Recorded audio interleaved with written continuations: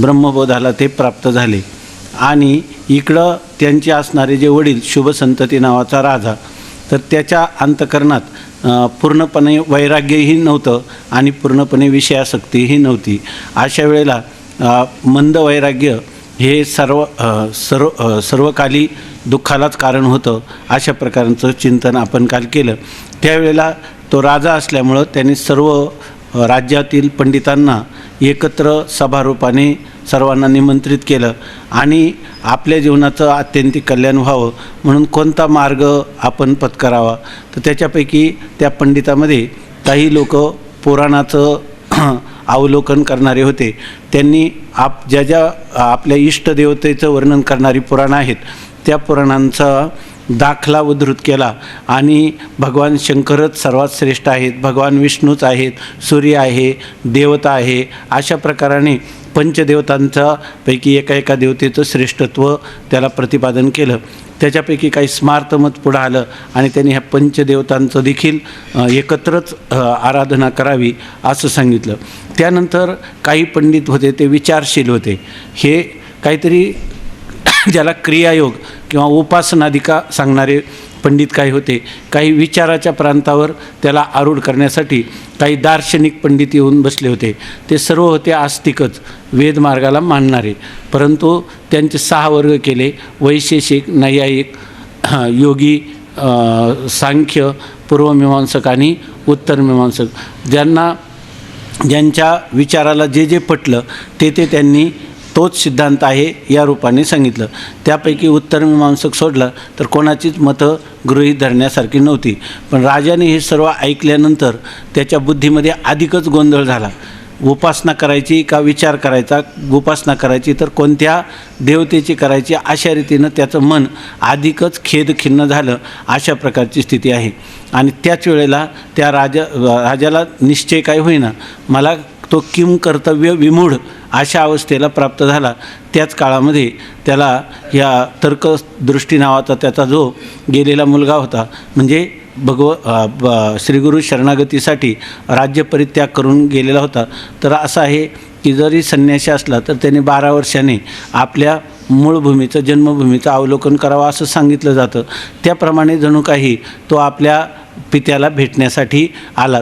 तो काही इच्छा घेऊन पित्याला भेटलं पाहिजे, राज्य मिळावं किंवा आपण मोठा विद्वान झालो हे सांगण्यासाठी आला नाही। प्रारब्ध बलाने त्याची पुन्हा या ठिकाणी पित्याला भेटण्यासाठी प्रवृत्ती झाली। कारण ज्ञानवानाचा सर्व व्यवहार हा प्रारब्ध बले करून होत असतो। अशा प्रकारचं आपण आतापर्यंत चिंतन केलेलं आहे। त्याच संबंधाने आता तो जो शुभसंतती राजा आहे त्यांनी जी काही विरुद्ध वाक्य ऐकलेली आहेत आणि त्यांची एक वाक्यता काही होत नाही, त्याच्याविषयीची शंका आणि समाधान सांगणार आहेत। वाचू ना। शुभसंततीची विरुद्ध वाक्यांच्या एकवाक्यतेविषयी शंका।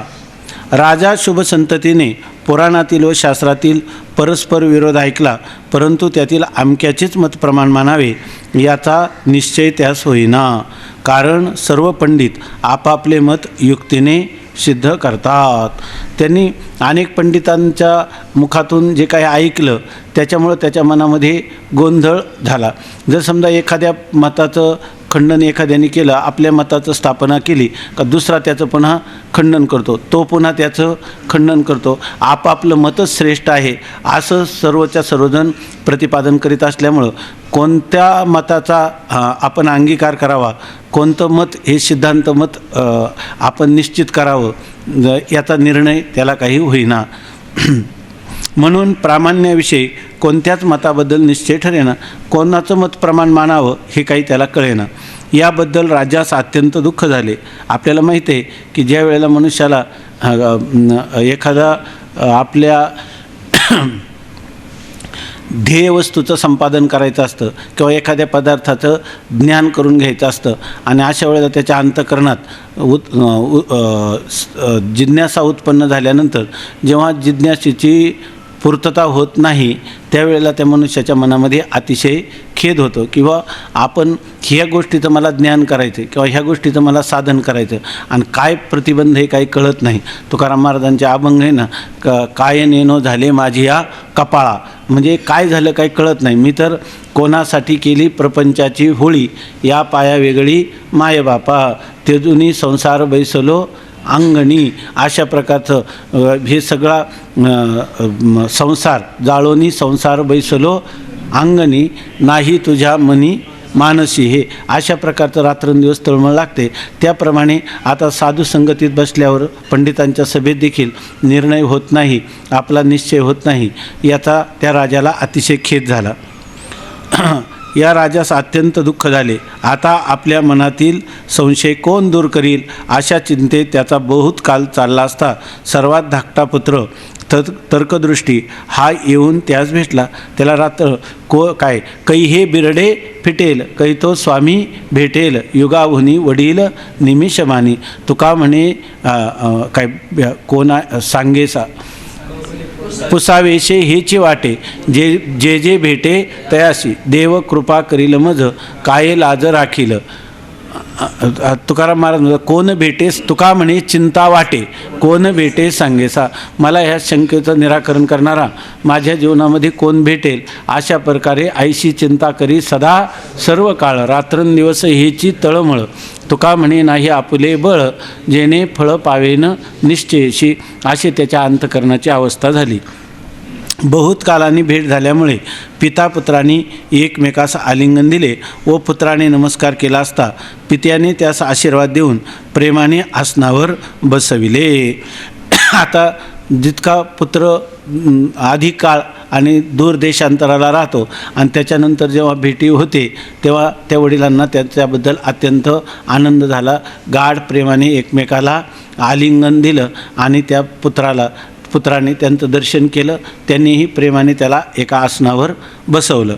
आपला पिता चिंताग्रस्त आहे असे पाहून आपले मनात कशाची चिंता आहे असा तर्कदृष्टीने राजास प्रश्न केला. जेव्हा वडिलांच्या एकंदर चेहरामोहरा त्यांनी पाहिला तर त्यांच्या चेहऱ्यावर एक प्रकारचं चिंताग्रस्तता आहे. त्यांचं मुख एक प्रकारे चिंतेने काळवंडून गेलेलं आहे असं पाहिल्यामुळं त्याने राजाला प्रश्न केला की तुमच्या मनात कसली चिंता आहे, तुम्ही कसला खेद करता. राजाने सर्व वृत्त सांगून उपास्य तत्व कोणते हे मला कळत नाही, एवढीच मला चिंता आहे असे सांगितले. त्यांनी सांगितलं की तुम्ही सर्व तिघही जण भाऊ निघून गेले आणि हे राज्य शकटाचा भार माझ्यावर पडला, याचं मला चिंता वाटत नाही, पण माझ्याही जीवनाचं कल्याण व्हावं असे मला जेव्हा अंतकरणामध्ये जिज्ञासा उत्पन्न झाली. थोडे मला पूर्वी असणारे जे परमार्थाचे संस्कार, तर त्या संस्कारामुळं आपला अत्यंतिक कल्याण व्हावा असं वाटलं. परंतु कल्याणाचा उपाय काय आहे, साधारणपणे असंच आहे की आपल्या तमेव शरणम गच्छ सर्व भावेन भारत, तत्प्रसादात पराम शांतीम स्थानम प्राप्स्यसि शाश्वतम. त्या परमात्म्याला शरण गेलं पाहिजे. परंतु आता त्या परमात्म्याचं स्वरूप काय, त्या स्वरूपाच्या प्राप्तीचं साधन काय आणि ते साधनानुष्ठान कसं करावं, याच्यासाठी आपल्या उपास्य देवत कोण असावी, देवी असावी का सूर्य असावं, काय ह्या वेदामध्ये तर वेद अनंत बोलिला, ह्या तेव्हा त्याचा अर्थ काय नेमकं, तर हा काही मला कळेना. म्हणून या ठिकाणी मी ह्या सर्व पंडितांना बोलावलं, परंतु त्याच्यामध्येही माझं समाधान झालं नाही. कारण नेमकं उपास्य तत्वाचं काय स्वरूप आहे आणि नेमकं आपल्या जीवनामध्ये आपण कशाची उपासना करावी हे मला काही कळत नाही असं सांगितलं. म्हणून राजाने सर्व वृत्त सांगून उपास्य तत्व कोणते हे मला कळत नाही, एवढीच मला चिंता आहे असे सांगितले. माणसाची चिंता करायची तर कोणती चिंता करावी, देव कधी भेटेल याची चिंता करावी, दुसरी चिंता करून काही उपयोग नाही. आमच्या कैलास महाराजांना एक चिंता उत्पन्न झाली 15 दिवसापासून, तर त्या चिंतेने जणू काही जिवंत अग्नीत माणूस जितका होरपळतो त्याच्यापेक्षा जास्त होर. बरं त्या चिंतेला काही कारण नाही, त्याला काही अर्थ नाही, काहीच नाही. जे मनुष्य चिंतक आहे त्याला त्याच्याबद्दल काहीच वाटण्यासारखं नाही. आपल्याला पाहिलं तर ते हास्यास्पद आहे, परंतु माणसाला हे लक्षातच येत नाही की आपण चिंता करतो कोणत्या विषयाची, त्या विषयाला किती महत्त्व आहे, तो विषय किती तुच्छ आलिक आहे का विवर्त आहे, किंवा असला तर प्रारब्ध प्राप्त झाला आहे, आलाय तो आगमापायी आहे, याची चिंता काय करत बसायचं. चिंताच करायची झालं तर तुकाराम महाराज म्हणतात, तुका म्हणे चिंता वाटे कोण भेटे सांगेसा. आपल्या जीवनामध्ये केवढे मोठे आघात जरी आले, केवढे मोठे जरी आनंदाचे प्रसंग आले, तर त्या हर्ष आणि विषादाच्या पुरामध्ये जो मनुष्य वाहून जातो तो खऱ्या अध्यात्माचा अधिकारी जीवनामध्ये कधीच होऊ शकत नाही. आनंदाची गोष्ट झाली, आपल्यासारख्याला लाज वाटायला पाहिजे की आपल्याला एखाद्या व्यवहारातली गोष्ट अनुकूल झाली का मग काय अनुकूल आहे, म्हणजे काय, ही आपल्यावर माऊलीची कृपा आहे असं वाटतं आहे की नाही. आम्हाला सर्पदंश झाला, वाचलं की लगेच म्हणायचं ही माऊलीची आमच्यावर कृपा. सर्पदंश झाला ही त्याच्यातून वाचणं म्हणजे देहाचं वाचणं, हे काय माऊलीची कृपा नाही. माऊलीची कृपा कधी, माऊली काय म्हणतात, येणे वरे ज्ञानदेव सुखिया झाला. त्याच्यामध्ये काय दृष्टादृष्ट विजये व्हावेजी, ही जी मागणी ते दृष्ट अदृष्ट दोन्ही विजयी व्हावं, ही सुद्धा नाही, दृष्टफल किंवा अदृष्टफल हे नाही. जीवनमुक्ती आपल्याला माऊलींनी प्राप्त करून द्यावी, आणि ती प्राप्त झाली तर माऊलीची खरी कृपा आहे असं वाटेल. मग आता ह्या कृपेची अपेक्षा केल्यावर बाकीच्या सगळ्या अवकृपा आणि कृपा ह्या त्याच्याबरोबर वाद जातील की नाही सगळ्या. म्हणून माणसाला कधी आपल्या भौतिक जन्मात देहासंबंधाने, मनासंबंधाने, बुद्धीसंबंधाने, लोकासंबंधाने, लोकवासना, शास्त्रवासना, देहवासना, ह्या वासनांच्यामध्ये जर आपण अडकलो आणि चिंता केली तर आपला मंजिल बहुत दूर आहे की नाही. आपल्याला जायचे ते ह्या 3 देहाचं अतिक्रमण करून जायचे.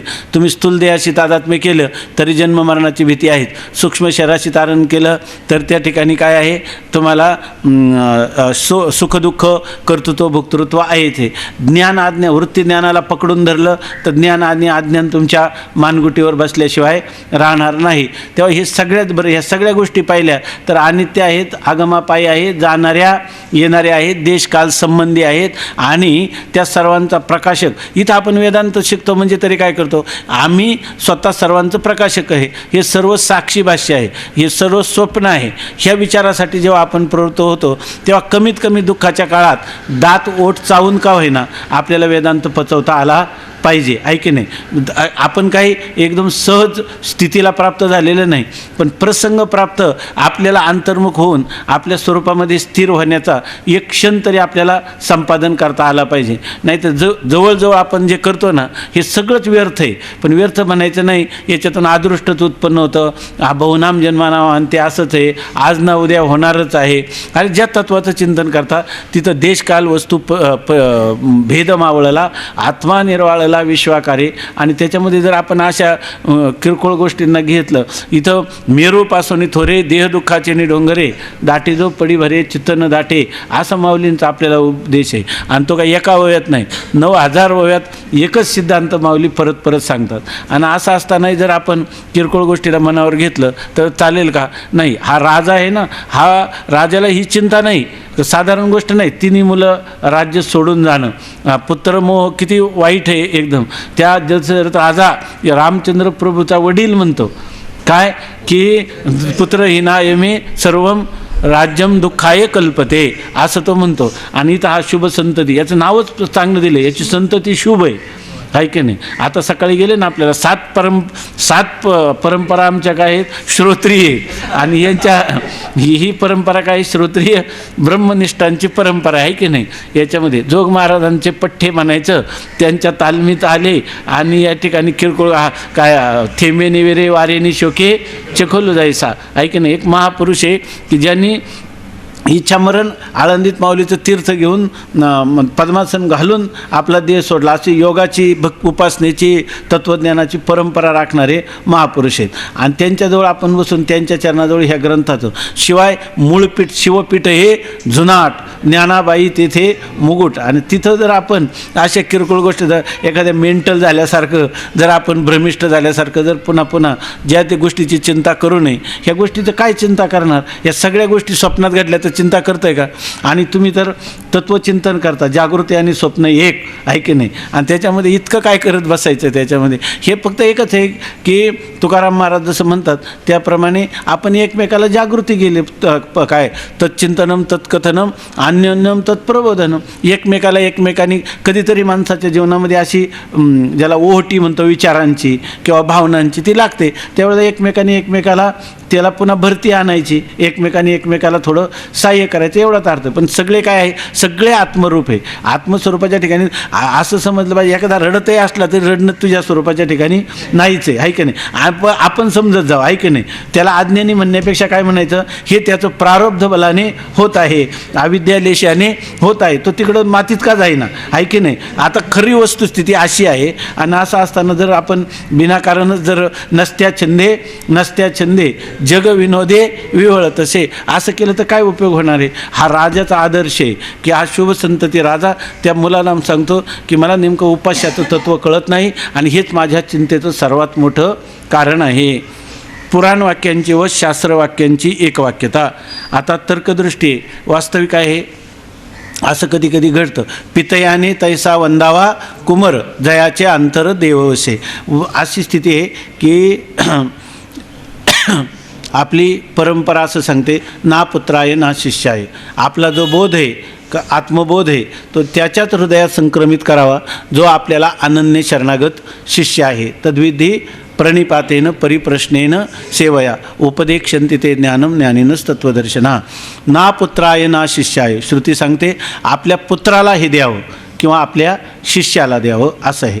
म्हणजे आणि इथं उलट झालं आहे. आता इथं शुभ संतती आहे पिता आणि त्याला उपदेश कोण करायला लागला, पुत्र उपदेश करायला लागला. तर हे सुद्धा आपल्याकडं अशी ही पण पद्धती आहे. केवळ वय अधिक वयोवृद्ध आहे म्हणून नाही, वयोवृद्धापेक्षा तपवृद्धाला जास्त प्राधान्य, त्याच्याहीपेक्षा ज्ञानवृद्धाला अधिक प्राधान्य.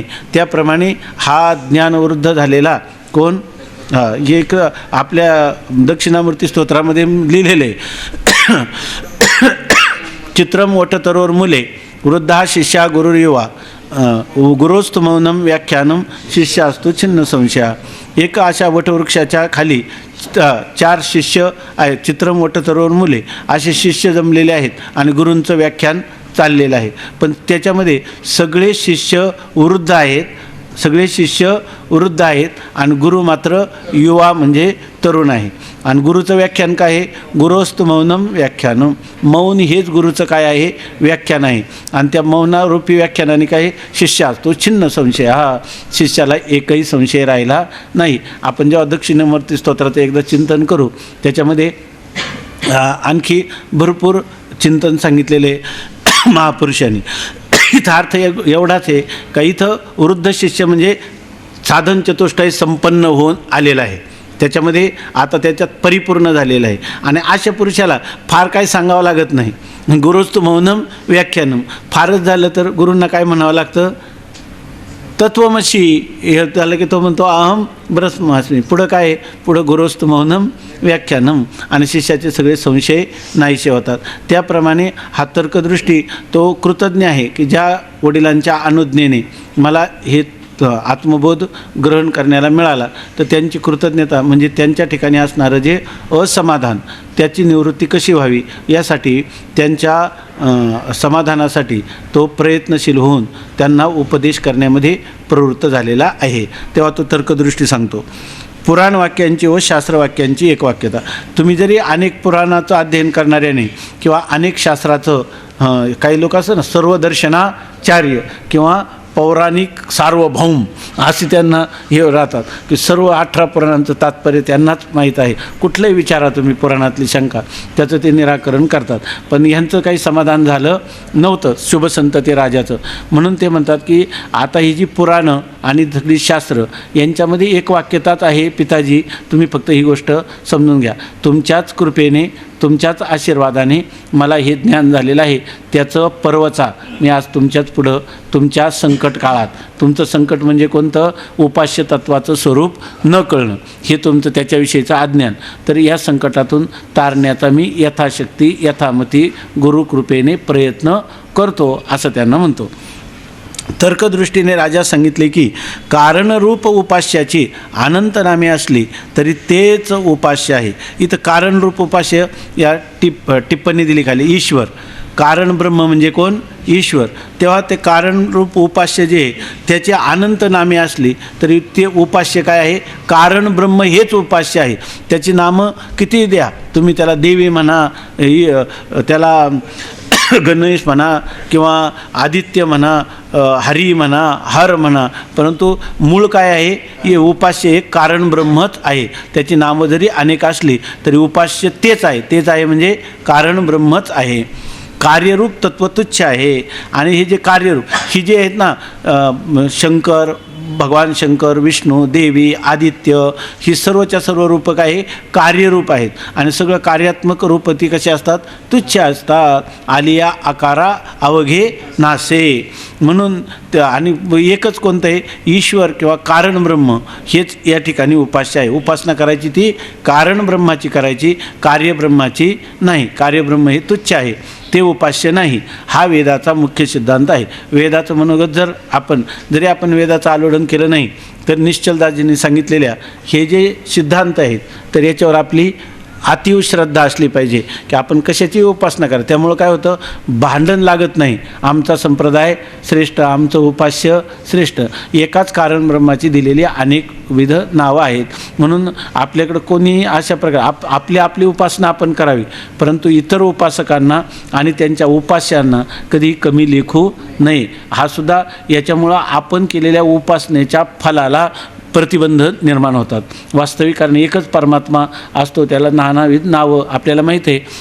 ते कीर्तनात आपण ऐकतात दृष्टांत की दोघंजण रेल्वेमध्ये आले, पुण्याला उतरायचं होतं दोघांचं तिकीट, आणि त्यांची भांडणं लागली उरुळी कांचनपासून. की त्यांनी सांगितलं तुम्हाला कुठं जायचं? त्यांनी सांगितलं माझा मामा जो आहे तो फार मोठा गायक आहे. यांनी सांगितलं की माझा काका आहे तो सर्वात मोठा गायक आहे. त्यांनी सांगितलं पण पुण्यात प्रसिद्ध माझा मामा आहे. त्यांनी सांगितलं पुण्यात प्रसिद्ध माझा काका आहे असं सांगितलं. मग आले दोघंही. आल्यानंतर त्यांनी रिक्षा केली वेगळी, ह्यांनी रिक्षा केली, आणि दोघंही भीमसेन जोशीच्याच घरात आले. कारण एकाचा काका होता आणि एकाचा काय होता? मामा होता. नाव फक्त काका आणि मामा अशी होती. तसं एकाच कारण ब्रह्माला अनेकविध अशा प्रकारची नावं शास्त्राने दिलेली आहेत. आणि हा वेदाचा मुख्य सिद्धांत आहे. म्हणजे वेदाचा मुख्य सिद्धांत कोणी सांगितला? निश्चलदासजीने आपल्याला सांगितला. ही गोष्ट लक्षात ठेवायची. भगवान नाहीतर सारखंच आपल्याला शेंदरी हिंदरी दैवते कोणाची पूजी भूते खेते आहे की नाही. त्यांच्याजवळ जेवढं सामर्थ्य तेवढं तरी आहे का? तुझं साधं पोट दुखायला लागलं म्हटलं की त्याला चारण बाबाला काही कोणतं एखादा दगड मांडलेला असतो त्याला शेंदूर लाव, तर मनुष्य लगेच जाईल आहे की नाही. आपल्याजवळ एवढं सामर्थ्य का? अजून काही झालं नाही म्हणून तो शेंदरी हेंदरी दैवते आहे की नाही. मोठा वेदांती असला तरी तो लगेच काही कोळसा भाकरी टाकायला तयार होतो का नाही रस्त्यावर. म्हणून आपण असे देवतांचे तुकाराम महाराज म्हटले ते त्याचं कारण वेगळं आहे की आपले इष्टदेव ते अर्थवादाने सांगतात. त्या ठिकाणी पांडुरंगाची उपासना करावी कारण ब्रह्मरूपाने, एवढं सांगण्यात तात्पर्य. दुसऱ्या देवतांची ते कार्यरूप देवता आहेत त्यांची ते उपास्य नाहीत असा वेदाचा सिद्धांत आहे. त्याला अनुसरून तुकाराम महाराजांनी सांगितलं नाही निंदा निंदितुम प्रवर्तते किंतु विधेयम स्तोतुम. निंदा करण्यासाठी ही वाक्य प्रवृत्त झाली नाही तुकाराम महाराजांची, तर आपल्या इष्ट देवतेची कारण ब्रह्मरूपाने स्तुती करण्यात तात्पर्य आहे. भगवान व्यासांनी इतिहास आणि पुराणे पुष्कळ लिहिली आहेत. त्यातही हा सिद्धांत आहे, अन्य नाही. 18 पुराणी सिद्धांत. तुका म्हणे हाची हेत विठोबाशी शरण जावे निजनिष्ठा नाम गावे. हे वर्म न समजता पंडित लोक परस्पर वाद करून दुसऱ्याची मते खंडन करतात. पंडित लोकांना काही दुसरं, त्यांना देवाचं घेणं नाही देणं नाही काही नाही. फक्त समोर रागद्वेषग्रस्त मत्सर असूयाग्रस्त होऊन न मिळती एका एक जये नगरीचे लोक, अशी त्यांची स्थिती. म्हणून भली तेथे राहू नये आणि क्षणिक होईल न कळे काय. म्हणून तुकाराम महाराज म्हणतात तार्किकांचा टाका संग पांडुरंग स्मरा हो नका शोधू मतांतरे नुमगे खरे बुडालो. अशा प्रकारची स्थिती तुकाराम महाराजांनी सर्व आपल्याला सावध करून ठेवलेले आहे. भगवान व्यासांनी इतिहास आणि पुराणे पुष्कळ लिहिली आहेत. काल एक महात्मे आले होते, तर त्यांना मराठी कळत नाही. त्यांना तुकाराम महाराजांच्या 6 अभंगाचा अर्थ अनुवाद कोणाकडून मिळाला. आणि 6 अभंग, काही चांगले अभंग त्यांना मिळाले असतील आणि त्यामुळं त्यांना इतकं हे झालं की ते काल इथं माऊलीच्या दर्शनाला आले होते. ते म्हणे तुम्ही लोक किती भाग्यवान आहे, मराठी भाषेत तुमचा जन्म झाला म्हणे महाराष्ट्र प्रांतामध्ये. आणि तुकाराम महाराजांचा मला 6 अभंगांनी इथपर्यंत ओढून आणलं हिमालयातून म्हणे. हे 6 अभंगांनी आपल्याला 4092 अभंग आपल्या वाट्याला आलेले आहेत. म्हणजे तुकाराम महाराजांनी आपल्या जीवनात काहीतरी कुठंतरी त्रुटी तुकाराम महाराजांना सहन होईल का? फक्त आपण तुकाराम महाराजांचं अनुसरण केलं पाहिजे. कारण चौवेदाचे केलेशे विवरण अर्थही गहन करून या, अमृताची वाणी वरुषला शुद्ध करीत्या काय, अमृताची वाणी वरुषला शुद्ध, पुढं काय त्या मला वाटतं करीत्या अशुद्ध ऐसा असं काहीतरी, की अमृताची वाणीचा वर्षाव तुकाराम महाराजांनी आपल्यावर करून ठेवलेला आहे. पण लोह परिसाशी रुसले, सोनेपणाशी मुकले, तेथे कोणाचे काय बा गेले, ज्याचे त्यानेच अनहित केले. पेपर वाचतो, दुसरे ग्रंथ वाचतो, कथा कादंबऱ्या वाचतो, पण तुकाराम महाराजांच्या गाथेमध्ये जे खरं आर्ट ऑफ लिव्हिंग, जी खरी जीवन जगण्याची कला आहे ती सांगितली. विचारसागरातून ही कला मिळणार नाही, विचारसागरातून प्रक्रिया मिळतील, आहे की नाही. परंतु जीवन प्रत्यक्ष वेदांत अंगावर कसा घ्यायचा हे नाथ महाराज, ज्ञानोबाराय किंवा सगळे संत किंवा तुकोबाराय सांगतील. ते जीवन जगण्याची कला आहे. नाहीतर अध्यात्म आपल्याला अंगावर घेता येणार नाही. संत वाङ्मय बाजूला केलं आणि केवळ ह्याचाच हे केला तर आपल्याला काही फार नाही. फक्त एक शब्द पांडित्य येईल किंवा थोडं बहुत आपल्याला आत्मस्वरूप स्थितीतही जरी आपण प्राप्त झालो किंवा ते प्राप्त करणारे हे ग्रंथ आहेत. पण जीवनमुक्तीचं विलक्षण सुख भोगीत कसं जगायचं हे सांगताना तुकाराम महाराजांचंच मार्गदर्शन पाहिजे. गाथेच्या द्वारा त्यांचंच बोलणं आपण ऐकायला पाहिजे. आता सांगतात की भगवान व्यासाने इतिहास आणि पुराणे पुष्कळ लिहिले आहेत, त्यातही हा सिद्धांत आहे, अन्य नाही. हे वर्म न समजता पंडित लोक परस्पर वाद करून दुसऱ्याची मते खंडन करतात. भारताचा टीकाकार चतुर्धर नीलकंठ पंडित अत्यंत बुद्धिमान असून त्याने भारताच्या टीकेच्या आरंभी श्रुती सिद्धांत यथार्थ सांगून सर्वांची एकवाक्यता अशी सांगितली आहे की सर्व पुराणे व्यासाने केलेली आहेत. आता सगळ्या श्रुती सिद्धांताची श्रुती म्हणजे वेदाच्या सिद्धांताची एक वाक्यता कशी आहे? जेव्हा कारण महाभारत आहे ना, भारतो पंचमो वेदा, भारत हा 5वा काय सांगितला वेद, तेव्हा वेदाच्या वाक्यांची एक वाक्यता कशी आहे, त्याचं तात्पर्य कसं आहे हे हा नीलकंठीय पंडित यांनी, चतुर्धर नीलकंठ पंडित यांनी भारताच्या म्हणजे महाभारताच्या टीकेमध्ये त्याचा समन्वय सांगितला आहे. कसा तर त्यांनी असं सांगितलं की सर्व पुराणे व्यासांनी केलेले आहेत. कोणती सगळीच्या सगळी पुराणांचे लेखक कोण आहेत? व्यासच आहेत. त्यात स्कंद पुराणात शिवाचे स्वतंत्र आदी ईश्वरत्व धर्म सांगून अन्य विष्णू आदी देवतांना शिवकृपेने सर्व ऐश्वर्याची प्राप्ती झाली असे सांगितले आहे.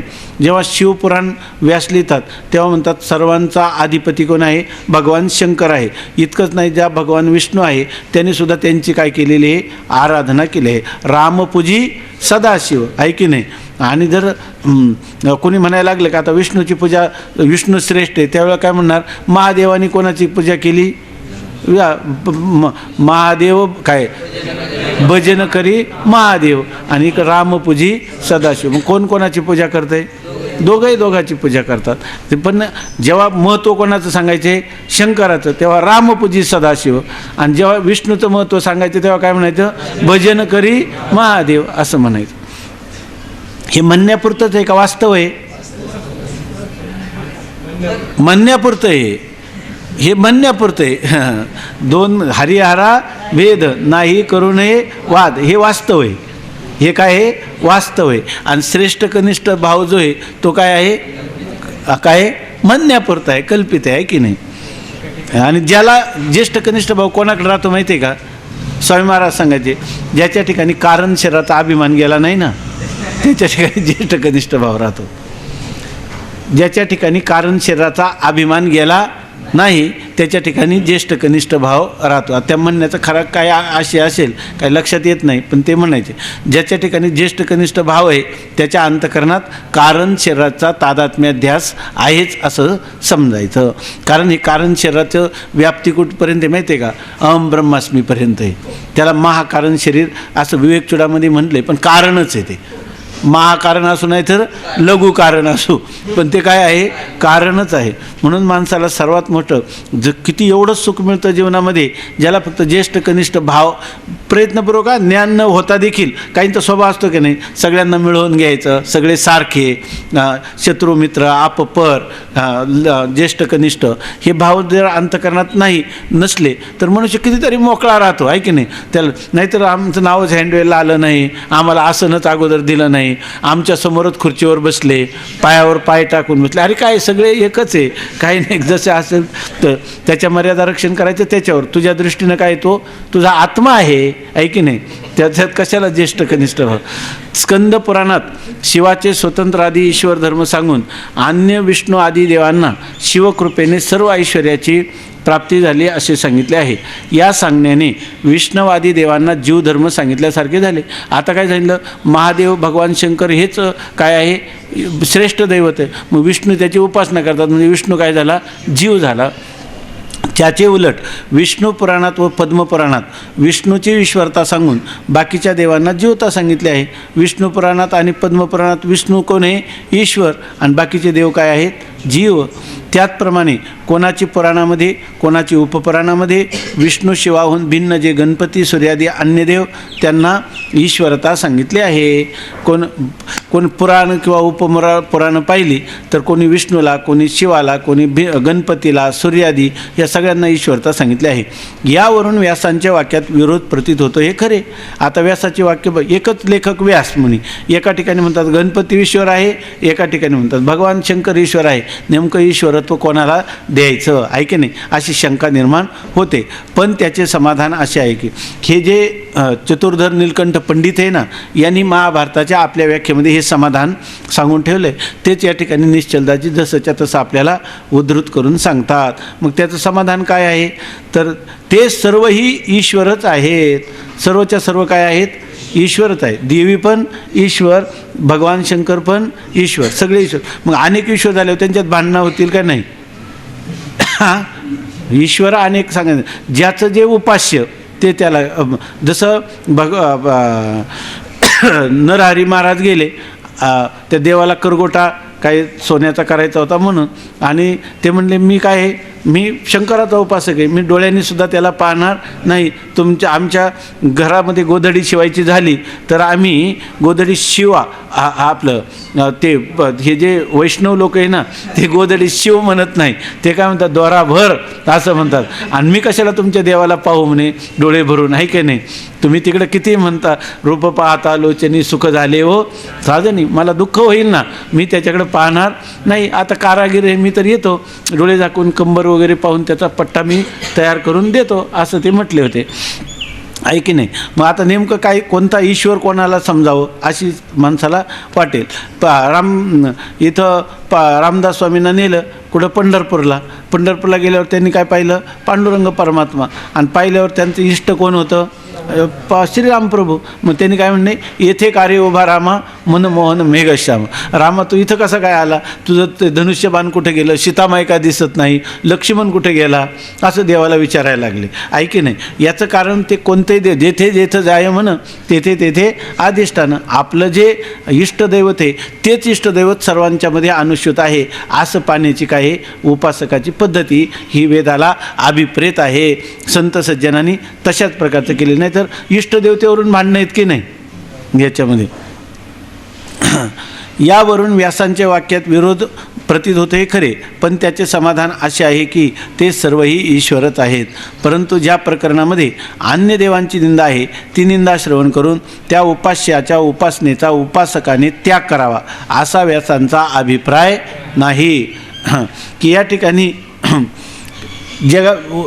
इतर देवतांची निंदा केलेली आहे म्हणून त्या उपासकाने, त्या देवतांच्या उपासकाने त्या उपास्याचा त्याग करावा असं नाही. म्हणून हे गीतेमध्ये आपल्याला खूप मोठी गोष्ट सांगून ठेवलेली का, न बुद्धिभेदम जनयेत आज्ञानाम कर्मसंगिनाम, तसं जोशयेत सर्व कर्माणी विद्वान युक्त समाचरण, ऐके नाही.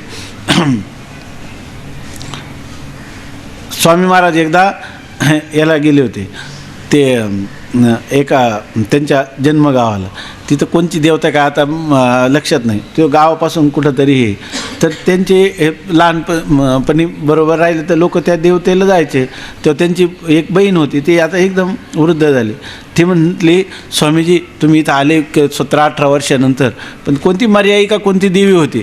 तर म्हणे त्या देवीच्या दर्शन, अरे मी विसरलो होतो म्हणे, बरं झालं आठवण केली, आपण जाऊ, नारळ बिरळ घ्या, उदबत्ती वगैरे सगळं, आता तर दर्शन करू. आता 18 वर्ष ते गावालाच गेले नव्हते, म्हणजे बुद्धिभेद नाही केला त्याचा.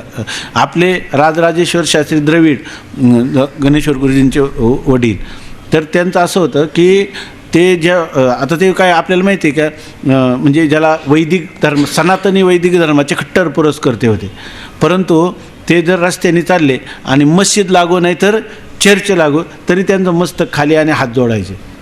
म्हणजे आपोआप ते त्यांना म्हटलं तुम्ही असं कसं काय करता? तर ते म्हणे आता काय करावं, माझे हात जोडले जातात, कारण दिव्यत्वाची जेथ प्रतिती तेथ कर माझे जुळती. यद्यद विभूतिमत सत्वम श्रीमद ऊर्जितमेवा तत्तदेवावगच्छत्वम मम तेजोंश संभवम. जिथं जिथं काही वैशिष्ट्यपूर्णता आहे ते सगळं काही परमात्म्याची अभिव्यक्ती, विभूती आहे, ती विशेष भवन आहे ते. म्हणून आपल्याला सुद्धा त्याच्यामध्ये असं कोणत्याही संप्रदायामध्ये रागद्वेषाच्या भावना नाही. आपला हा वारकरी संप्रदाय जो आहे याच्यामध्ये बघा ना, सगळ्या जातीचे लोक हे नाही, कबीर, मोमीन, लतीफ, मुसलमान, शेना, नावी जाणं, विष्णुदास सगळे. आणि आपणच जर लागलो की म्हणजे वस्तुस्थितीनं पहा, सगळ्यांना हे विचार पटतातच असं नाही. का पटत नाही? कारण ते चांगले कळतच नाहीत म्हणून पटत नाही याच्यामध्ये. नाहीतर सर्वम यदायम आत्मा, हे जे तुम्ही धडे घेता त्या धड्याचं म्हणजे त्याला काय म्हणतो, फलीभूतता ही आहे का रागद्वेषाने युक्त होणं? हे नाही. याच्यामध्ये सर्व हे सगळे एकत्र आले तर ह्या काळामध्ये 400-500 वर्षाचा काळ होता, ज्या काळामध्ये मुस्लिमांचं राज्य होतं. त्यावेळेला सुद्धा हिंदू मुस्लिमांना की काहीतरी जवळ जोडणारा धागा निर्माण झाला असेल की नाही, की ज्याच्यामध्ये सर्व जर गुन्हेगोविंद, आज जी स्थिती आहे याच्यापेक्षा चांगले होते की नाही? आज जी स्थिती आहे, संभाजी महाराजांचा प्रसंग आठवा आणि आताची स्थिती आठवा, काय फरक आहे त्याच्यामध्ये. पण मधला काळ गेला कसा? त्याच्यात गेला नाही तसा. ज्या अर्थी पुन्हा राज्यामध्ये स्थित्यंतर झाली आहे की नाही, तरीसुद्धा सगळा समाज राहिलेच आहे. फार मोठमोठे अशा हिंसा बहुल असं काही झालेलं दिसत नाही. आमचा काही इतिहासाचा अभ्यास नाही, पण ज्या अर्थी संस्कृती टिकू नये, बरं आपलीच आहे का सगळ्याच संस्कृती टिकू नये? सगळ्याच संस्कृती टिकू नये. याचा अर्थ मानवता किंवा व्यापक भाव हे धारण केलेले. आता प्रत्येक परिस्थितीत ज्याला त्याला ते काही लोक म्हणतात हे लोक नेबळट आहे, पुलचट आहेत, त्यामुळे यांना हे काही याच्यामध्ये आपल्या धर्माचं संरक्षण झालं पाहिजे. धर्म कोणता आहे? ऐक, साधे कवी लोकांनी जागृती दिली, खरा तो एकची धर्म देवाला काय जगाला प्रेम अर्पावे, आहे की नाही? आपल्याकडं किती किती हे झालेले संत आहेत आणि सगळ्या जातीतले संत आहेत. कुठला जातीभेद नाही, वर्णभेद नाही, पंथभेद नाही, कारण सगळे एका अधिष्ठानावर उभे आहेत, आहे की नाही? याच्यामध्ये नामदेवराय कीर्तन करतात, जनाबाईंसारख्यांना सुद्धा श्रीजीवन काय हे केलेलं नाही त्यांनी. जनाबाई फडकरी आहे म्हणे, जनी म्हणे ज्ञानदेवा बोला अभंग. आणि मग असं जर वातावरण असेल तर त्याच्यामध्ये आनंदाची लयलूट आहे की नाही? ह्या संकल्पना ज्या संतांनी धारण केल्या, प्रत्यक्ष जगले, ते दिल्या सगळ्या सोडून आणि काहीतरी एखाद्या परिच्छिन्न किंवा संकोचित विचारांना घेऊन जर आपण एवढे मोठे मोठे विचार जर मांडले तर काय होणार आहे त्याच्यापासून? आपलं तरी काय आणि लोकांचं तरी काय होणार आहे की नाही? हे सगळं ह्या पंडित काय नीलकंठ टीकेमध्ये जे चतुर्धर पंडितांनी सांगितलं, हे जर आपण चांगल्या प्रकारे समजावून घेतलं तर कोणाचा द्वेष आहे का? त्यांनी लिहिले अविवादो अविरुद्धश्च. आमचा वेदांत हा काय आहे? कोणाशीही विवाद नाही आणि कोणाच्याही विरोधी नाही, असं गौडपादाचार्यांनी लिहिले. अविवादो अविरुद्धश्च. काय सगळी कारिका असली तर सांगा की आमचा कोणाशी विरोध नाही आणि कोणाचा सुद्धा आमच्याशी विरोध नाही. ज्यांचा आमच्याशी विरोध आहे त्यालासुद्धा आम्ही म्हणू की त्यांचं अज्ञान आहे. ज्यांचा आमच्याशी विरोध आहे आम्ही म्हणू की ते आमचं प्रारब्ध भोगून आम्ही संपत आहे, आम्ही त्यांना प्रतिकार करणार नाही. आणि असं केलं की खरं जो धर्म खऱ्या रीतीनं याचं फल मिळतं. उदाहरण गणेश्वर गुरुजींच्या वडिलांचंच सांगतात की राजराजेश्वर शास्त्री त्यांचं असं होतं की ते रात्री 2:30पासून पाठ सांगत होते, रात्री 2:30पासून. आणि कोणालाही त्यांची नियम होता त्यांच्या वडिलांनी सांगितलेला की ज्याला शिकायला यायचं त्याला नाही म्हणायचं नाही, एक तर त्याची व्यवस्था करून द्यायची किंवा आपण स्वतः शिकवायचं, असं त्यांचं होतं. त्यामुळे ते 2:30 वाजता स्नान करून पाठ सांगत म्हणजे त्यांचं पूजा पाठ करून पाठाला सुरुवात करायची. तर त्या काळात तिथं हिंदू मुस्लिम दंगल झाली, कुठं काशीला. आणि त्याच्यामध्ये हे लागलं, त्याला काय म्हणतात कर्फ्यू लागला. आणि त्या कर्फ्यूमध्ये काही काळ ते कर्फ्यूला थोडं संचारबंदी कमी काय म्हणतात त्याला शिथिल करतात, त्याप्रमाणे संचारबंदी शिथिल करायची. तेवढ्या काळात लोक काही धान्य बाजार वगैरे करून आपल्या आतमध्ये राहायचे. आता त्यांची शेती आहे उत्तर काशीला, म्हणजे काशीचं जे पलीकडचा भाग आहे, नदी गंगा पलीकडे गेले गंगा पारला, तर तिथं त्यांची शेती आहे. आणि तिथं त्या शेतीवर त्यांचा जो त्याला काय म्हणतो आपण सरकती किंवा तो त्या जमीन करणारा जो काही गडी होता तो मुसलमान होता. आणि त्याच्या 3 पिढ्या तिथं झालेल्या होत्या. तर जेव्हा मग अशा वेळेला काही खलबतं चालतात की बाबा हिंदूंचा कसा नाश करायचा, मुसलमानांचा कसा, त्यांची खलबतं चालतात. मग त्यांच्या लक्षात आलं की ह्या हिंदू धर्माचा कट्टर कोण आहे, कट्टर आहे हे राजराजेश्वर शास्त्री, हे आपल्या धर्माविषयीचे निर्णय देतात. तेव्हा मूळ ह्या धर्माचं अधिष्ठानच ह्या काशीतलं आपण उखडून टाकू. पण आता यांना मारायचं कसं, तर त्याच्यासाठी त्यांनी सांगितलं एकदम सोपं आहे की यांच्याकडं शेतीत काम करणारा जो आहे तो मुसलमान आहे. आणि तो मुसलमान दररोज सकाळी त्यांना दूध, संचारबंदी कमी जाहीर झाली का त्यावेळेला तो दूध घेऊन यायचा, त्यांच्या शेतातून गाईचं दूध घेऊन त्यांना यायचं. तर ते म्हणे तर तो जातच असतो, तर त्याला आपण सगळे वशीभूत करू, त्याला काही पैसे देऊ आणि त्याला मारायला सांगू यांना. तर त्यांनी सांगितलं ठीक आहे. मग त्याला भेटले, त्यांनी त्याला खूप पैसे देऊ केले आणि त्याला सांगितलं की तू हे काम कर. त्यांनी काय केलं, त्याला सगळं माहीत होतं वाड्यातलं. तर तो बरोबर रात्रीचं 3 वाजता तो उत्तर काशीहून आला आणि त्यांचं जे वाडा आहे त्या वाड्यामध्ये तो वर चढला. त्यांनी काय केलं होतं, दूध आणायला आला तेव्हाच एक दोरखंड लावून त्याला खाली लोंबून ठेवलं होतं. आणि आल्याबरोबर त्यांनी ते दोरखंडाला धरून तो बरोबर वर आला. वर आल्यावर त्याला माहीत होतं की 2:30 वाजता स्नान झालं की हे बाहेर बसतात. आणि त्याच वेळेला बाहेर तो बसले होते गुरुजी आणि तो वर आला, कोपऱ्यामध्ये दडून राहिला आणि एकदम धारदार तलवार घेऊन आलेला होता. तेव्हा त्यांनी ठरवलं की आता यांना मारायचं. आणि तितक्यामध्ये त्यांनी एकदम तलवार घेतली आणि त्यांच्यावर मारायला धावला. 3 पिढ्या त्याच्याकडे मुलासारखा त्याला सांभाळलेला होता. त्यावेळेला काय झालं की पावसाचं वातावरण झालं आणि वीज चमकली. आणि वीज चमकल्याबरोबर त्यांना त्याचा चेहरा दिसला. तर त्याचं काय जे नाव होतं ते काय मोहम्मद अहमद काय म्हणले, अरे तू हे काय करतोस असं त्याला म्हटल्याबरोबर त्याच्या हातातली तलवार गळून पडली. अहिंसा प्रतिष्ठायाम काय तत्सनिधौ वैरत्यागा. हा अहिंसा जर आपल्या जीवनामध्ये प्रतिष्ठित झाली तर योगसूत्र सांगतं अहिंसा प्रतिष्ठायाम.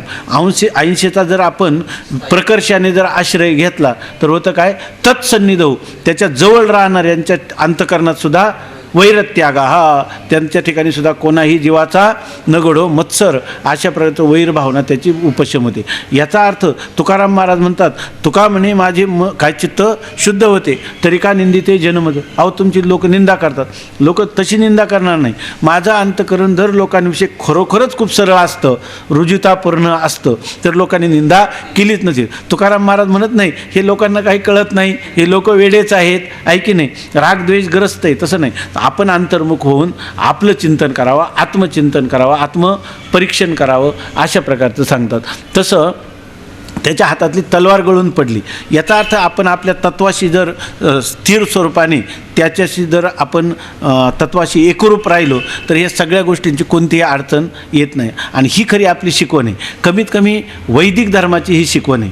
वेद जो आहे तो वेद सर्व आता कधी सकाळी गेले का कधी काल कुठं की हा जो वेद जो आहे तर तो वेद सर्व मानवजातीसाठी वृत्ती प्रभाकरमध्ये काल गेला. सगळा वेद कशासाठी आहे, संपूर्ण मानवसाठी. कोणासाठी, अमक्यासाठी, ह्या देशातल्यासाठी, त्या देशातल्या. सांगा ना, ब्रह्म कोण नाही, अमेरिकन ब्रह्म नाही काय, सगळे ब्रह्मरूप आहे. आणि सगळे ब्रह्मरूप अवघे ब्रह्मरूप रिता नाही ठाव आणि प्रतिमा तो देव कैसा नाही. ही भारतीय वैदिक संस्कृती ही दगडामध्ये देव पाहायला शिकवते, तर मानवामध्ये देव पाहायला मानवामध्ये देव पाहायला शिकवित नाही काय. प्रतिमा तो देव कैसा नव्हे. प्रतिमा ज्याला प्रतिमेला जे देवत्व स्थापन करतात त्याच्यामध्ये प्राण जीव प्राणधारणे ज्याच्या ठिकाणी श्वासोच्छ्वास चालू आहे त्याच्यावर शस्त्र उपसण्याची ही संस्कृती सांगेल का? सांगणारच नाही. आणि तुम्ही जर असं तुम्ही म्हणाल पण आम्ही नाही, पण तिकडं काय आहे की नाही, आता तुम्ही असं व्हा, तिकडं काय होतंय बघा. आता खरं आपल्यातच सात्विक धैर्य नाही म्हणून अशा प्रकारच्या गोष्टी करतात. नाही तर असं होऊ शकत. आपण पहा हे सगळ्या संतांची चरित्र आलेल्या प्रसंगातून त्यांना भगवंतानी कशा कशा प्रकाराने वाचवलेलं आहे. ऐके मागे पुढे उभा आहे सांभाळीत आलिया आघात निवारा आहे तुकाराम महाराजांचं आपल्याला आश्वासन आहे. देव स्वतः म्हणतात की मी त्याचं काय करतो अनन्यश्चिंतयंतो माम हे जनहा परिपासते तेषाम नित्याभियुक्तानाम योगक्षेमम वाम्य. योगक्षेम म्हणजे हे खाण्यापिण्याचा आणि राहण्याचा काय योगक्षेम परमार्थाचा सुद्धा योगक्षेम वाहतो. तर आपल्या जीवनाचं संरक्षण कोण करील? येतोच करणार. अप्राप्तस्य प्राप्ती प्राप्तस्य संरक्षणम क्षेमा ते सर्व कोण आहे? योगक्षेम त्यांचा जाणे जड भारी आणि वाट दावी करी धरोनिया. हे जे चिंतन आहे हे घेऊन जर आपण समाजात राहिलो नाही, आपण जर कीर्तनात वगैरे असं काहीतरी क्षोभक बोलायला लागलं त्यामुळे लोकांनी टाळ्या वाजवल्या, मग आपल्याला वाटलं का आपलं व्याख्यान अगदीच उत्तम झालं. उत्तम झालं का? शास्त्रविरुद्ध झालं, संप्रदाय विरुद्ध झालं, महापुरुषांच्या मनोगताच्या विरुद्ध झालं, असं त्याचा अर्थ घेतला पाहिजे. आणि अशी शांतता जर आपण धारण केली नाही, हा संप्रदाय किंवा ही तत्त्वप्रणाली ही चित्ताला क्षोभ करण्यासाठी का चित्ताला शांतदांत करण्यासाठी आपण त्या मार्गावर आहेत आहे की नाही. म्हणून या ठिकाणी आपल्याला सर्व ठिकाणी मनवनी शांती धरा. काय उतराल पैल तिरा शांती परते नाही सुख येर अवघेची दुःख आहे की नाही. त्या आपल्याला शांती पाहिजे असेल तर या ठिकाणी सगळ्याच प्रकारचं हे जे तत्त्वज्ञान आहे कोणतंही, हे सामाजिक तत्त्वज्ञान असो की लौकिक तत्त्वज्ञान, नीतिशास्त्राचं, धर्मशास्त्राचं, अध्यात्मशास्त्राचं, हे सर्वच्या सर्व अंगावर घेण्यासाठी. आणि ही सर्व ज्यावेळेला आपल्याला एकत्र येतील त्याच वेळेला आपल्या जीवनाचं खरं सोनं आहे की नाही. नाही तर काही काय बरंच असलं पण थोडं प्रसंगाने थोडं हिनकस घातलं आहे, त्याच्यामध्ये डाक घातलं आहे. त्यामुळं अलंकार बनेल लौकिकामध्ये मायावी अशा प्रकारचं तुमचं होईल, परंतु खरं शुद्ध सोनं तुमचं कधीच होणार नाही किंवा राहणार नाही, अशाच प्रकारची स्थिती आहे. म्हणून हे गोष्टी फार महत्त्वाच्या आहेत. याच्यामध्ये त्यांनी सांगतात कोणाची पुराणामध्ये कोणाची उपपुराणामध्ये विष्णू शिवाहून भिन्न जे गणपती सूर्यादी अन्य देव त्यांना ईश्वरता सांगितले आहे. यावरून व्यासांच्या वाक्यात विरोध प्रतीत होतो हे खरे, पण त्याचे समाधान असे आहे की ते सर्वही ईश्वरच आहेत. सर्वच्या सर्व ईश्वर आहेत. परंतु मग सर्व ईश्वर आहेत तर मग काहींची निंदा का केली? सर्व ईश्वरच आहेत, परंतु ज्या प्रकरणामध्ये अन्य देवाची निंदा आहे ती निंदा श्रवण करून त्या उपास्याच्या उपासनेचा उपासकाने त्याग करावा असा व्यासांचा अभिप्राय नाही. एखादा शंकराची उपासना करत असला तर त्याला सांगायचं की ते शंकराची उपासना कनिष्ठ आहे ती सोडून दे आणि तू आमच्या विष्णूच्या या ठिकाणी पळवापळवी धर्मांतर हा प्रकार काही नाही. म्हणून ह्या आपल्या वैदिक धर्मामध्ये एक ऋषी आहे का? हां, एकच साधन आहे का? कोई बिले चार आणा असं नाही. याच्यामध्ये तुमचा जसा अधिकार असेल, तुमची जशी मनोवृत्ती असेल, जसं देशकाळात तुम्ही राहत असाल तशी सगळी साधनं, कोणताही मानव जिथं उभा असेल तिथून त्याचं उत्थान होईल, ज्या अधिकारावर असेल तिथून त्याचं उत्कर्ष होईल. आध्यात्मिक, लौकिक, भौतिक, पारलौकिक ही सगळी साधनं वेदाने सगळ्यांना सांगून ठेवलेली आहेत. म्हणून या ठिकाणी अशी कुठली स्पर्धा नाही, कुठला कलह नाही, काही कलह आणि करत असेल तर त्याला अज्ञान आहे की नाही, शास्त्र हृदय त्यांनी जाणलं नाही असा त्याचा अर्थ आहे. विष्णू पुराणामध्ये शिवादिकांची जी निंदा व विष्णूची स्तुती आहे ती विष्णू उपासनेमध्ये प्रवृत्ती व्हावी याच करता आहे. म्हणजे विष्णू पुराणामध्ये शिवादिकाची निंदा केली आणि विष्णूची स्तुती केली तर विष्णूच्या उपासकाने विष्णूच्या उपासनेमध्ये स्थिर स्वरूपाने दृढ रीतीनं त्याची उपासना करावी हे सांगण्यात तात्पर्य. शिवाची निंदा करून शिवोपासकाने शिवाच्या उपासनेचा त्याग करावा असं कधीही सांगितलेलं नाही. म्हणून तसेच शैव पुराणामध्ये विष्णुआदिकाची निंदा विष्णू उपासनेच्या त्यागार्थ नाही, ती निंदा शिवोपासनेमध्ये प्रवृत्त्यर्थ आहे. ठीक आहे ना. जर व्यासांनी केलेली निंदा उपासनेच्या त्यागार्थ म्हणावी तर सर्व देवतांच्या उपासनेचा त्याग होईल. आता व्यास जेव्हा विष्णू पुराण लिहितात तेव्हा विष्णू सोडून सगळ्या देवतांची निंदा करतात. कोण? एकटेच. आता जेव्हा देवी पुराणावर लिहितात तेव्हा कोणाची निंदा करतात? देवी सोडून सगळ्या देवताची. आणि सांगणारी कोण आहे? एक. मग आम्ही असं तात्पर्य घेतलं पाहिजे. ह्याची करायला लागलो तर ते म्हणले त्याची निंदा केली, मग याची करायला लागलो, त्याची केली, त्याची निंदा, मिळून 5ही देवतांची काय झाली? निंदा. मग व्यासांचं तात्पर्य काय आहे? कोणत्याही देवतेची पूजा करू नये, कारण ज्याची करायला जाऊ ती काय आहे? निंदनीय, तिची निंदाच मिळते. 18 पुराणामध्ये सगळ्या देवतांची काय आलेली आहे? निंदा. म्हणून कोणत्याही देवतेची उपासना करू नये असाच अर्थ होईल का नाही त्याच्यामध्ये? सर्व उपासनांच्या त्यागाविषयी व्यासांचे मनोगत असणे संभवनीय नाही. आजही तुम्ही पहा व्यास गुफा, आता जायला माणसाला त्या कुठं नीलकंठेश्वरच्या पुढं, अजून तर आम्ही पाहिले नाही, नीलकंठेश्वरला जायलाच महाराज फार थकून जातं की नाही मनुष्य. हे महाराज जात होते कायम तिथं सोमवारी वगैरे. तर त्या ऋषिकेशपासून आतमध्ये खूप आहे, गंगाचा मोठा पहाड आहे आणि त्याच्यामध्ये नीलकंठेश्वर नावाचं ठिकाण आहे आणि त्याच्या आतमध्ये काय आहे? व्यास गुफा.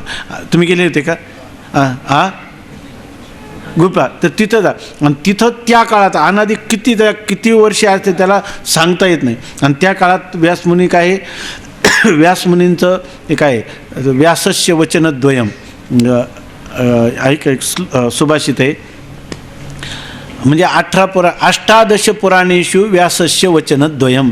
18 पुराणामध्ये व्यासांची 2च वचने म्हणतात. काय? परोपकारः पुण्याय पापाय परपीडनम. परोपकार करणं हे काय आहे? पुण्य आहे आणि परपीडा देणं हे पाप आहे, हे त्यांचं तात्पर्य. पण हे करण्यासाठी तुम्ही विचार करा, त्यावेळेला किती हिंस्र पशु, स्वापद, घनदाट, वनराजी आणि त्याच्यामध्ये व्यासमुनींनी हे चिंतन 18 पुराणांचं लिहिलं, वेदाचे 4 भाग केले. आता याच्यामध्ये व्यासांना सांगायचं असेल का? सगळ्या देवता, या देवतेची निंदा, त्या देवतेची निंदा आणि कोणत्याच देवतेची पूजा करू नका आणि हाच माझा काय अर्थ इतुलाची साधिला असं सांगायचं असेल का त्यांना? आणि असं व्यासांचं मनोगत कोणीतरी बुद्धिमान काढू शकेल का? नाही. सर्व उपासनाच्या त्यागाविषयी व्यासांचे मनोगत असणे संभवनीय नाही. म्हणून अन्याची निंदा एकाच्या स्तुत्यर्थ आहे, त्यागाकरता निंदा नाही. अन्याची निंदा आहे तर एकाची उपासना करावी म्हणून आहे, त्या उपासनेचा त्याग करावा हे सांगण्यात नाही. याच दृष्टांत असा की वेदामध्ये एक सूर्योदयाहून पूर्वी व दुसरा सूर्योदयानंतर असे अग्निहोत्राचे 2 काल सांगितले आहेत. अग्निहोत्रेनं काय जुहुयात, अग्निहोत्राने हवन करावं. तर ते सांगताना पण म्हणतात कधी अग्निहोत्र करायचं? एक सांगतो सूर्योदयाच्या पूर्वी, एकच वेद सांगतो, आणि एक काय सांगतो? सूर्योदयानंतर. जे आता पुढं सांगतात त्यात उदयकालाच्या वर्णनाच्या प्रसंगी अनुदय कालाची निंदा आणि अनुदय कालाच्या वर्णन प्रसंगी उदयकालाची निंदा केली आहे. तर ते म्हणतात जो उदय कालाच्या पूर्वी करतो ना ते कनिष्ठ आहे असं सांगितलं, आणि एकामध्ये सांगितलं जो उदय काला नंतर करतो त्याचे तो निकृष्ट आहे असं सांगितलं, त्याची निंदा केलेली. मग आता काय झाला अर्थ? करूच नाही असाच अर्थ झाला आहे की नाही? त्या प्रसंगी निंदेचे तात्पर्य त्यागाचंच असते, तर दोन्ही कालात होमाचा त्यागच होईल. निंदेचं तात्पर्य त्याग करावा हेच निंदेचं कारण आहे असं म्हणलं तर दोन्ही अग्निहोत्राचा काय होईल? त्याग होईल. आणि नित्यकर्माचा त्याग तर संभवत नाही. बरं, अग्निहोत्र हे काय आहे? नित्यकर्म आहे, त्याचा त्याग तर संभवत नाही. मग त्यामुळे त्याग संभवतच नाही तर दोन्हीचा त्याग करा असं व्यासांचं मनोगत, आपलं वेदाचं मनोगत असणं शक्य नाही. म्हणून उदयकालच्या स्तुतीकरता अनुदय कालाची निंदा व अनुदय कालच्या स्तुतीकरता उदय कालाची निंदा आहे असेच म्हणणे भाग आहे. जो उदयकाली अग्निहोत्र करतो तर त्याची स्तुती करत असताना अनुदय कालाची काय केलेली आहे? निंदा केलेली आहे. म्हणजे उदयकाली करणाऱ्याचं श्रेष्ठ आहे, त्यांनी ते करावं हेच सांगण्यात तात्पर्य. पण आता जर कोणी अनुदय कालात करत असेल तर ते श्रेष्ठ याची काय केलेली आहे? निंदा. का दोन्हींचा त्याग करा, जो जे करतो त्याच्यासाठी ते काय आहे? श्रेष्ठ आहे असं सांगण्यात तात्पर्य आहे. पुराण वाक्यातही एका उपास्याच्या उपासनेच्या वर्णनात अन्याची निंदा आहे. पुराण वाक्यातही एका उपास्य असलं आणि त्या उपास्याचं वर्णन करता करता अन्यांची काय केलेली आहे? निंदा केलेली आहे.